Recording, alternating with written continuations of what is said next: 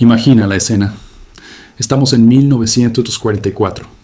En un elegante hotel de madera blanca, perdido entre las montañas de New Hampshire, se reúnen delegados de 44 países aliados. No llevan armas, llevan cifras, balances y cicatrices de guerra. En esas salas del Hotel Mount Washington, en Bretton Woods, se va a tomar una decisión que marcará la economía mundial durante los siguientes 80 años. Bienvenidos a El Cronista Financiero, donde la historia, el dinero y el poder convergen. En ese momento, el Reino Unido, la mayor potencia financiera del mundo durante más de 2 siglos, está en bancarrota, literalmente exhausto. Su deuda pública ronda el 250% del Producto Interno Bruto. 2 guerras mundiales han drenado sus arcas, vendido sus activos y erosionado la confianza en la libra esterlina. El imperio donde nunca se ponía el sol ahora sobrevive a crédito y todos los presentes lo saben. Lo que ocurre en Bretton Woods no es solo un acuerdo técnico. Es algo mucho más raro y más peligroso, el traspaso del poder monetario global. La libra deja de ser el centro del sistema y el dólar estadounidense ocupa su lugar. La moneda de reserva mundial cambia de manos, pero no es un accidente ni una excepción histórica. Es la repetición de un patrón que lleva más de 500 años funcionando como un reloj, un ciclo que se repite con una precisión inquietante. Ascenso, apogeo, sobreexpansión y caída. Todas las monedas que dominaron el mundo pasaron por estas etapas. Ninguna escapó. Y hoy, el dólar muestra las mismas señales de advertencia que mostraron todas las anteriores justo antes de perder su trono. Para entender lo que viene, hay que retroceder varios siglos. A mediados del siglo XV, mucho antes de Wall Street, antes de la City de Londres y antes incluso del Banco de Inglaterra, Portugal se convirtió en la primera potencia monetaria global de facto. Durante unos 80 años, el real portugués fue aceptado en puertos y mercados de medio mundo. No fue suerte ni casualidad. Portugal revolucionó la navegación y el comercio global. Tras la caída de Constantinopla en 1453, cuando el Imperio Otomano bloqueó las rutas tradicionales de las especias, Europa quedó asfixiada comercialmente. Portugal encontró una salida donde otros solo veían un muro: rodear África. Ese giro geográfico cambió la historia del dinero. Nuevas rutas hacia África, Asia y, poco después, América, colocaron a Lisboa en el centro del comercio mundial. El real portugués circulaba desde Europa hasta la India, pasando por África y el sudeste asiático. El imperio se extendía por Brasil, Goa, Malaca, Japón y hasta China, a través de Macao.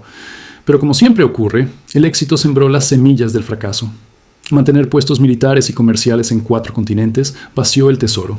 La competencia holandesa, inglesa y francesa se volvió feroz, y en 1578, una crisis dinástica tras la muerte del rey Sebastián en la batalla de Alcázarquivir desestabilizó el reino. En 1580, Portugal fue absorbido por España, en la llamada Unión Ibérica. El real portugués había dominado el comercio mundial durante unos 80 años, y después desapareció. El relevo lo tomó la plata española. El ascenso de España comenzó con un descubrimiento que cambió la economía mundial: el Cerro de Potosí, en la actual Bolivia, hallado en 1545. De esa montaña salió casi la mitad de toda la plata del planeta entre 1575 y 1635. Ningún país había tenido jamás acceso a semejante flujo de riqueza. En la Casa de la Moneda de Potosí se acuñaron los famosos reales de A8, marcados con la letra P. Esas monedas se convirtieron en la primera divisa verdaderamente global. Circularon por Europa, América y Asia. Fueron aceptadas durante siglos, y para que entendamos su alcance, fueron moneda de curso legal en los Estados Unidos hasta 1857. Durante aproximadamente 110 años, desde la década de 1530 hasta la de 1640, España controló el sistema monetario internacional. Pero el patrón volvió a repetirse: deuda, inflación y sobreexpansión. Carlos I dejó a su hijo Felipe II una deuda de unos 36 millones de ducados, con un déficit anual adicional de 1 millón. Felipe II suspendió pagos 4 veces, en 1557, 1560, 1575 y 1596. 4 quiebras soberanas en una sola generación. La avalancha de plata provocó una inflación masiva conocida como la Revolución de los Precios. Durante su reinado, los precios en España se cuadruplicaron, y cuando la producción de plata cayó bajo Felipe III, la economía colapsó. En 1607 llegó otra bancarrota. En 1640, la Unión Ibérica se rompió. España perdió Portugal y con ello su hegemonía monetaria. El centro financiero del mundo se desplazó hacia el norte, a una pequeña república comercial con una idea revolucionaria: el sistema financiero moderno. En el siglo XVII, Ámsterdam se convirtió en el corazón del dinero global. El florín holandés emergió como moneda de reserva europea gracias a la innovación financiera y al comercio.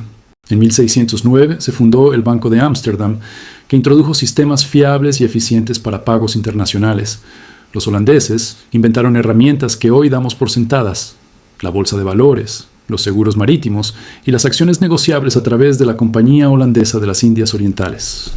Entre 1642 y 1720, el florín dominó el comercio mundial y representó más de un tercio de todas las transacciones internacionales, pero ni siquiera ellos escaparon al ciclo. La sobreexpansión militar, especialmente durante la Cuarta Guerra Anglo-Holandesa entre 1780 y 1784, arruinó al país. La Compañía Holandesa de las Indias Orientales colapsó bajo el peso de la guerra y la deuda. El relevo pasó entonces al Reino Unido. Desde la década de 1720 hasta 1944, la libra esterlina fue la moneda dominante del mundo. Ninguna otra moneda moderna duró tanto. Durante su apogeo, más del 60% del comercio mundial se facturaba en libras. Londres se convirtió en el centro global de seguros, materias primas e inversión. El patrón oro, formalizado tras la gran reacuñación de 1816, consolidó ese dominio. En 1922, el Imperio Británico gobernaba a unos 458 millones de personas, una quinta parte de la población mundial, y controlaba una cuarta parte de la superficie del planeta. Parecía invencible. Pero la historia no perdona. La Primera Guerra Mundial disparó la deuda británica de 650 millones de libras en 1914 a más de 7.000 millones en 1919. La Segunda Guerra Mundial fue aún peor. En 1945, la deuda pública alcanzaba aproximadamente el 270% del Producto Interno Bruto.